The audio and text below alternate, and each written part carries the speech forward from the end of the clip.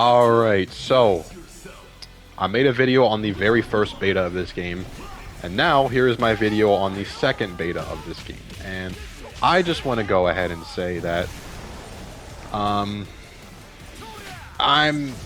if you don't know, a lot of people have been turning on this game and being very negative about this game. And look, here's what I could say. What I could say is that I don't think that they are wrong. And before you say, I'm just jumping on the bandwagon or whatever, because I did have a positive opinion about this game. Before you make a claim like that, I realized myself that I didn't like this game that much when I hopped on the beta for the second beta. And by the end of the first hour, I was on a different game playing something else. That's how you know. I only found out people didn't really like the game that much after that incident, because I wanted to see what people were saying about the game. Like, by the end of the first session, I hopped, but literally my first session was probably about an hour long, maybe less. And I hopped off and I played something else, and then I was like, you know what? I want to see what people are saying about this game, because I was super bored during that first session. It felt almost the exact same as the first beta, and I would argue it felt even worse because the green bar comes back much slower now, and you can't change characters after an assist as easily as you could before. And that's a problem because it already was hard to change. Like, there was no reason to switch characters after an assist, and then they made it even harder. So they did that. They made green bar harder to get, which is like the life essence of this game. And then they only added 2 characters in 2 stages. And these are characters we've known about since they announced the game, The only truly new thing that they added in this beta was the X-Men stage. And the reason I highlight the content being important is because they added such little content in this beta that it doesn't justify having a second beta.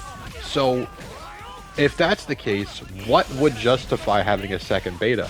Well, in my opinion, it would be them having people test the new version of the game, the new balanced direction that they're going with the game. You would have a second beta simply to showcase all the changes you made and get feedback on them. Well, they barely made any changes, and the changes they did make were just all around worse for the game. So, I don't know what we're doing here. The changes mainly revolved around them taking away green bar and making it much slower. You can't wall bounce someone multiple times in a combo now, and they made switching characters even slower than it was before. So these are all bad things. Maybe the only good thing is that you can't wall bounce someone multiple times, but to me that just made the combos feel even more samey than they already did. And we had a lot more time with this beta, and unfortunately, a lot of characters did not develop much sauce. Yeah, there are some pretty cool looking combos in this game, but I think the main problem is that even if you're doing a really cool, stylish combo, number one, there's not much of a reason to do it because the damage isn't going to be that different compared to a normal basic BNB that everyone can do.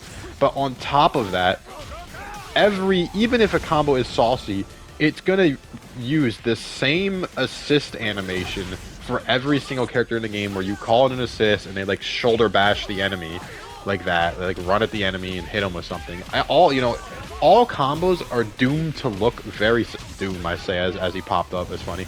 All combos are doomed to look very similar just because of that mechanic. Even a saucy combo is going to have like a guy just running in, glowing green, moving forward and extending the combo. So, and again, the saucy combos aren't really even worth it in the first place, because the BNBs just do a decent amount of damage, and they all look extremely similar. I'm realizing the more I play this game that this game is essentially guiltygearstrive in the sense that the majority of the game you're just mashing medium punch, and then when medium punch lands, you convert it into a heavy punch, and then into a block string if they're blocking, or if they're not blocking, you convert it into a BNB, which usually involves you just doing medium punch, heavy punch, jump, medium punch, heavy punch, jump in the air. And that works for every single character in the game. And you know, there's nothing wrong with having a general BNB, but the fact that I start incorporating some Spider-Man swings into the combo and it still looks very similar is not a good thing. And Ghost Rider also is a pretty similar character. Ghost Rider and Spider-Man are very similar in the sense that they both have a move. Spider-Man throws down a mine and Ghost Rider sets the ground on fire. While they are different moves, they essentially have the same utility in combos and stuff. It's kind of a disaster. I'm not liking the way this game's turning out. I did play the beta for about 4 or 5 hours after my first session because I just couldn't believe how bored I was after my first session, and I forced myself to play because I'm like, there's gotta be some more interesting stuff here. And you know, I gotta say, I don't even like the stages they added. I think the X-Men stage is one of the best looking stages I've seen in a fighting game, but I don't like the way they're handling stages. The Savage Land stage is way too big, and the X-Men stage is way too small. I don't like how the wall mechanic works with these stages, because the Savage Land stage requires you to stage transition twice. Meanwhile, the X-Men stage has no stage transitions. The wall is just there. And to me, I just don't like that. I just think it feels just kind of...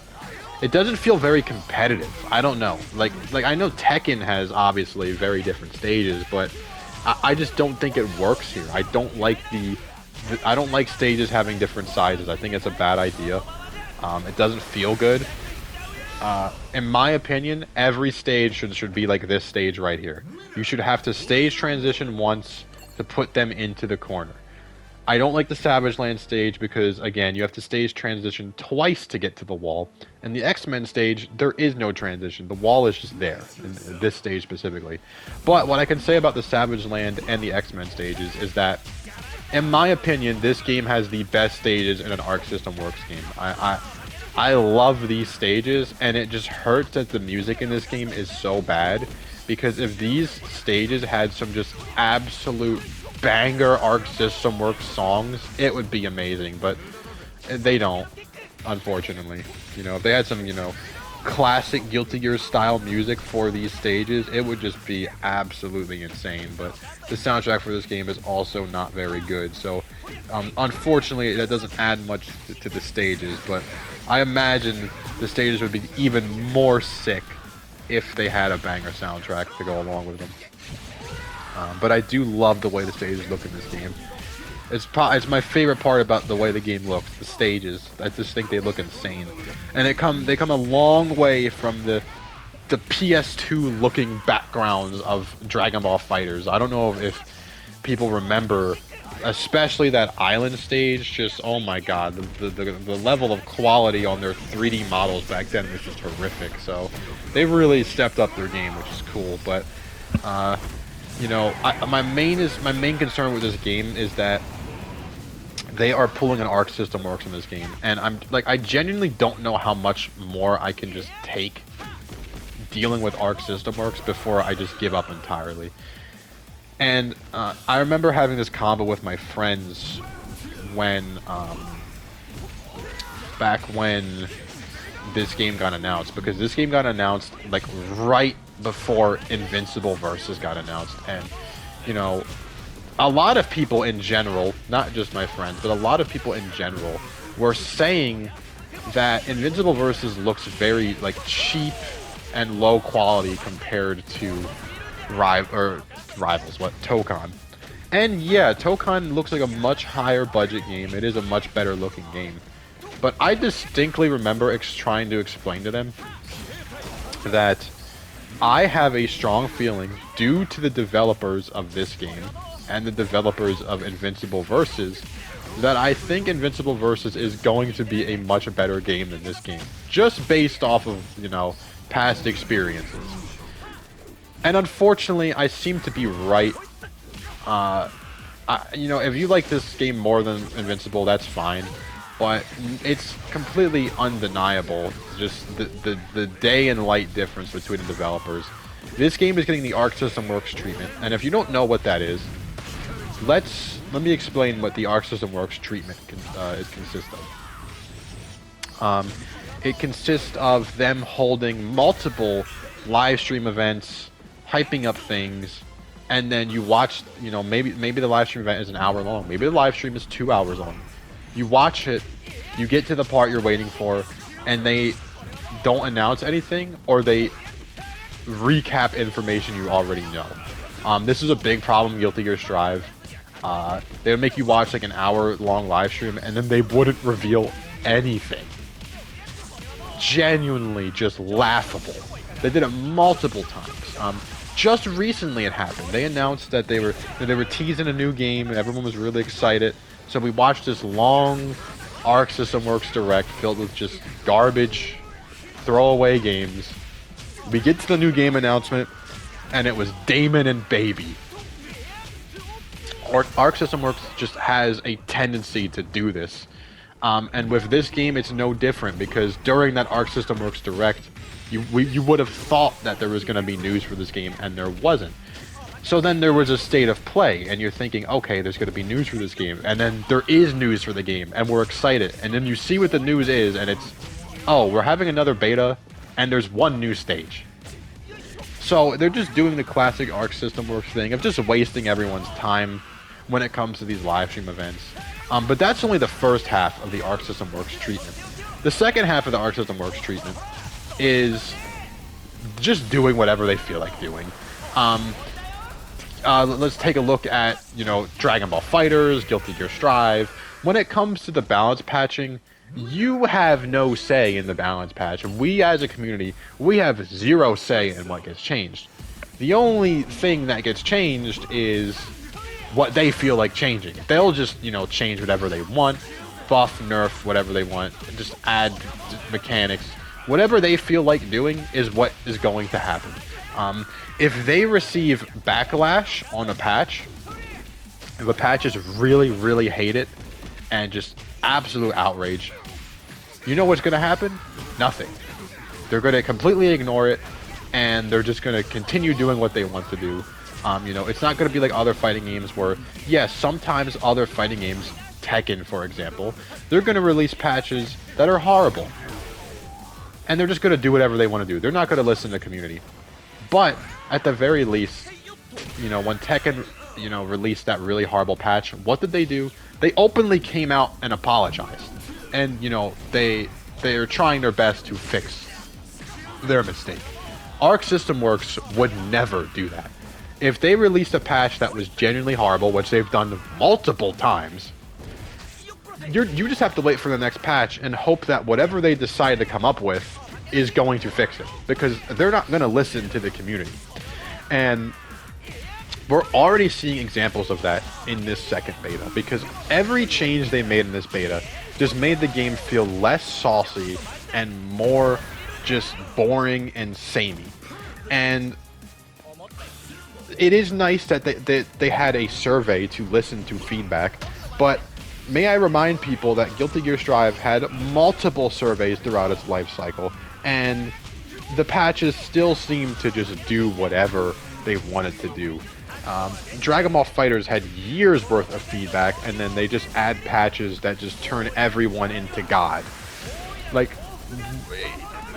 what are we doing? What, like, this is just how Arc System Works operates with their games, and I thought that maybe this game could be different because Sony is involved, but no, they're just doing whatever they want to do. They have a vision for the game, and unfortunately the vision is very bland and not very exciting. So I can't wait for them to announce a live stream of this game that involves them 30 minutes of recapping all of the information we already know, ending with a Damon and Baby reveal. Can't wait for that. I do want to say that I'm recording this a few hours before the Game Awards, so I do realize that this video can age poorly in terms of, you know, us getting new information. And I do hope this video ages poorly, because if there is not an announcement for this game at the Game Awards, genuinely, what are we doing? What are we doing? It's almost 6 months since this game got announced, and they haven't announced a single character since the original announcement for the game. So if there is no reveal at the Game Awards, what is going on, dude? What is going on? So overall, I hope they have more betas for this game that make more changes, because I want to be excited about this game. But, I mean, Invincible Versus was so much more entertaining, and I did not get to play Avatar, but I heard Avatar was very, very good. So, Arc System Works just gotta stop being so, like, arrogant and ignorant in their ways, and they've really gotta start opening up. But I don't think it's gonna happen, considering we've been... this is nothing new. This has been this way for years. So, you know, like, sub... And let me know how you feel about Tokon. Let me know how you feel, because there are some good things about the game, but I wanted to really just cover like what's going on with the direction of this game. That's the main thing I want to talk about. So, you know, like, sub, and peace.